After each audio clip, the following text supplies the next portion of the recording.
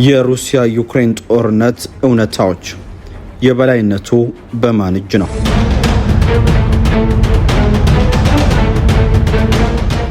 በ21ኛው ክፍለ ዘመን አውሮፓ እያስተናገደችው ያለችው እጅግ አስከፊው የሩሲያና ዩክሬን ጦርነት አሁን ላይ የጦር ሜዳ ውጊያ ብቻ መሆኑ ቀርቶ የቴክኖሎጂ የኢኮኖሚና የጽናት መፈተሻ አዙሪት ሆኗል።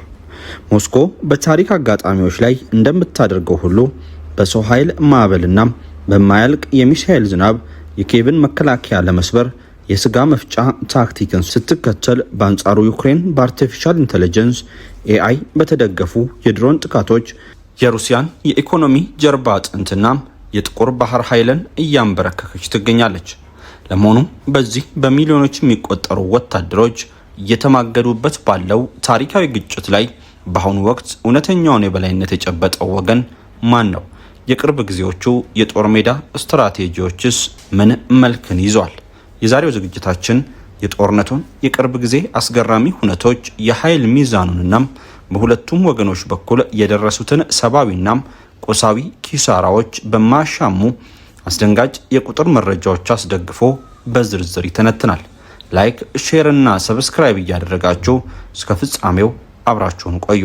በመሃል ሲኤምሲ አፍሪካ ኮንቬንሽን ሴንተር ፊት ለፊት ዘመናዊ ኮምፓውንድ መኖሪያ መንደር ከድሪም ቢውልደርስ ሪል ስቴት በ10% ቅድመ ክፍያና እስከ 50% የባንክ ብድር ከ73 ካሬ እስከ 165 ካሬ አማራጭ 100% አንድ ጊዜ ለሚከፍል ደንበኛ አንድ መኝታ በ73 ካሬ 5.3 ሚሊዮን ብር ሙሉ ክፍያ፣ ሁለት መኝታ በ106 ካሬ 7.8 ሚሊዮን ብር ሙሉ ክፍያ፣ 3 መኝታ 136 ካሬ 9.9 ሚሊዮን ብር ሙሉ ክፍያ። ቀስ ብለው በግንባታ ሂደት ለሚከፍሉ ደንበኞች አንድ መኝታ በ73 ካሬ 720 ሺህ ብር ቅድመ ክፍያ፣ ሁለት መኝታ በ106 ካሬ 1 ሚሊዮን ብር ቅድመ ክፍያ፣ 3 መኝታ 136 ካሬ 1.3 ሚሊዮን ብር ቅድመ ክፍያ።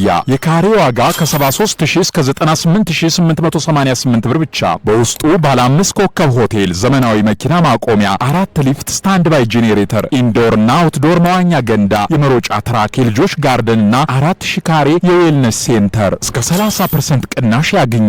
አሁኑን ይደውሉ። ድሪም ቢውልደርስ ሪል ስቴት። የቅርብ ጊዜ የጦርነቱ ሁነቶች። ጦርነቱ አሁን ላይ አዲስና በጣም አደገኛ ወደሆነ ምዕራፍ ተሸጋግሯል። በቅርብ ወራት ውስጥ ሁለቱም ወገኖች በሰው አልባ አውሮፕላኖችና በረዥም ርቀት ሚሳኤሎች የሚያደርሱትን ጥቃት በከፍተኛ ሁኔታ ጨምሯል። ዩክሬን በሩሲያ የውስጥ ግዛቶች በነዳጅ ማጣሪያዎችና በስትራቴጂካዊ መሰረተ ልማቶች ላይ ያነጣጠረ የረዥም ርቀት የድሮን ጥቃት በከፍተኛ ሁኔታ አፍጥናለች። ይህ ጥቃት በሩሲያ ውስጥ ከፍተኛ የነዳጅ እጥረትና የዋጋ ንረትን አስከትሏል። ዩክሬን የሩሲያ የኢኮኖሚና የወታደራዊ አቅርቦት የጀርባ አጥንት የሆኑትን ማጣሪያዎች በመምታት የሞስኮን የጦርነት የገንዘብ ምንጭ እያዳከመች ትገኛለች። ዩክሬን በቅርቡም የ40 ቀናት ልዩ የረዥም ርቀት ጥቃት ዘመቻ ማወጇ ይታወሳል። በምላሹ የሩሲያ ጦር በዩክሬን ዋና ከተማ ኪየቭና በሌሎች ዋና ዋና ከተሞች ላይ እጅግ አጥፊ የሆኑ የሚሳኤልና የድሮን ጥቃቶችን እየሰነዘረ ነው።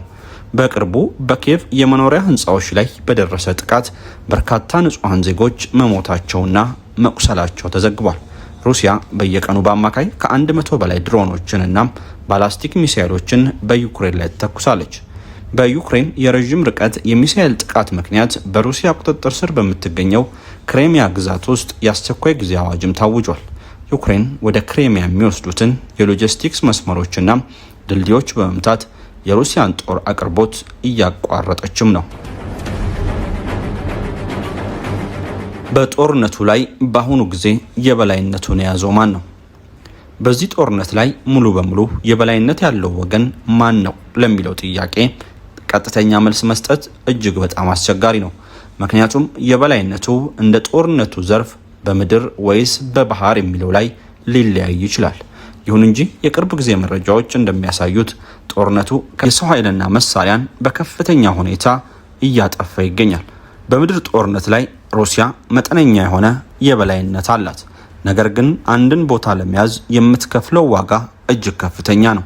የሩሲያ የጸደይ በጋ ወታደራዊ ጥቃት የታለመለትን ትልቅ ስትራቴጂካዊ ግብ ማሳካት አልቻለም።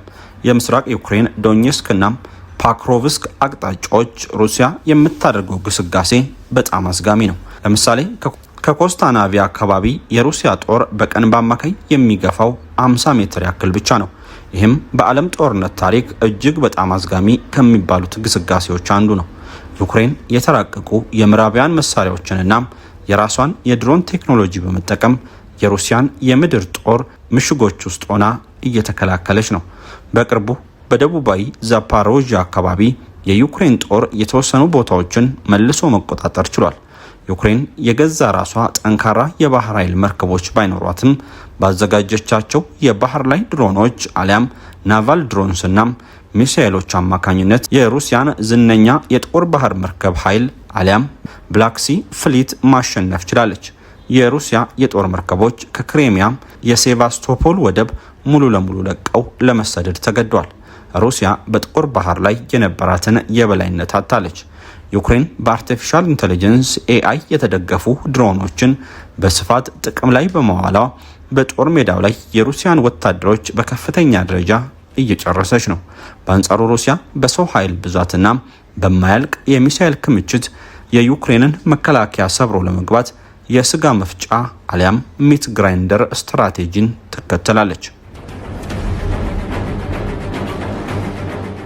ዝርዝር የቁጥር መረጃዎች እስከ 2026 አጋማሽ ድረስ ባለው መረጃ መሰረት በሁለቱም ወገኖች በኩል የሞቱና የቆሰሉ ወታደሮች አጠቃላይ ቁጥር ከ2 ሚሊዮን በላይ ሆኗል። ይህ በሁለተኛው የዓለም ጦርነት ወቅት ከተመዘገበው የስታሊንግራንድ ውጊያ በላይ እጅግ ደም አፋሳሽ ያደርገዋል። እንደ አውሮፓውያን አቆጣጠር በ2026 የመጀመሪያ አጋማሽ ላይ የሩሲያና የዩክሬን ወታደሮች የሞት ቁስለት ጥምረት ወደ 8 ለ1 አድጓል። ይህም ማለት ለእያንዳንዱ አንድ የዩክሬን ወታደር መሞት ወይም መቁሰል 8 የሩሲያ ወታደሮች ይሞታሉ አሊያም ይቆስላሉ። ይህ የሆነው ሩሲያ የምትከተለው ደካማ ታክቲክና ዩክሬን የምትጠቀመው የድሮን ጥቃት ውጤት ነው። በአሁኑ ጊዜ ሩሲያ በወር ከ30,000 እስከ 34,000 ወታደሮችን በጦርነቱ የምታጣ ሲሆን በአንጻሩ በወር መመልመል የምትችለው 27,000 አዳዲስ ወታደሮችን ብቻ በመሆኑም ከፍተኛ የወታደር እጥረት እየገጠማት ነው። ገለልተኛው የምስላዊ መረጃ መዝጋቢ ኦሪክስናም የዩክሬን መከላከያ ሚኒስቴር ይፋ ያደረጉት የተረጋገጡ መሳሪያዎች ኪሳራ በቅርቡ ወጥቷል።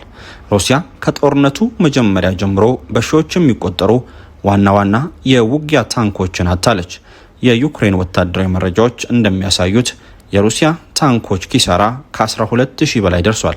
ይህ ኪሳራ ሩሲያ የቆዩናም ከበርካታ አስርተ ዓመታት በፊት የተሰሩ የቲ 55 እናም የቲ 64 ታንኮችን ከዕቃ ግምጃ ቤት አውጥታ እንድትጠቀም አስገድዷታል።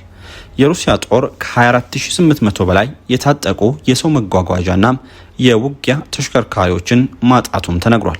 በአንጻሩ የዩክሬን ታንኮችና የታጠቁ ተሽከርካሪዎች አጠቃላይ ኪሳራም ከ5800 አካባቢ አይበልጥም። በአሁኑ ጊዜ ሩሲያ ከ11,000 በላይ ዩክሬን ደግሞ ከ5,000 በላይ የታጠቁ ተሽከርካሪዎች በስራ ላይ እያዋሉ ናቸው። ባለፉት 12 ወራት ውስጥ ሩሲያ በከፍተኛ ወጪ የያዘችው የተጣራ መሬት 1204 ስኩዌር ማይልስ ወይም ወደ 3118 ስኩዌር ኪሎ ሜትር ብቻ ነው። ይህ ደግሞ ከአጠቃላይ የዩክሬን መሬት ከ0.5 ያነሰ ነው። እንደ አውሮፓውያን አቆጣጠር በ2026 የጸደይ ወቅት በተለይም በሚያዝያና ግንቦት ወራት ሩሲያ በጦርነቱ ታሪክ ለመጀመሪያ ጊዜ ከተቆጣጠረችው መሬት ይልቅ ያጣችው መሬት ይበልጣል። የ400 ስኩዌር ኪሎ ሜትር የተጣራ ኪሳራ ደርሶባታል። በሰኔ ወር ደግሞ ሩሲያ በዶንባስ አካባቢ የያዘችው የተጣራ መሬት 31 ስኩዌር ማይል አሊያም 80 ስኩዌር ኪሎ ሜትር ብቻ ነው። በዩክሬን የድሮን ጥቃቶች ምክንያት የሩሲያ የነዳጅ ማጣሪያ አቅም በቀን ወደ 4.69 ሚሊዮን በርሜል ዝቅ ብሏል። ይህ ከ2026 የመጀመሪያ ጊዜያት ጋር ሲነጻጸር የ12 በመቶ ቅናሽን ያሳየ ሲሆን ሩሲያ ላለፉት 16 ዓመታት ካመረተችው እጅግ ዝቅተኛው የምርት መጠን ነው። በዩክሬን በኩል የተቃጠሉ ከተሞች፣ የወደሙ የኃይል ማመንጫዎችና መሰረተ ልማቶችን መልሶ ለመገንባት የሚያስፈልገው ወጪም አሁን ላይ ከ500 ቢሊዮን የአሜሪካ ዶላር በላይ መግባቱን የዓለም ባንክ መረጃዎች ያመላክታሉ።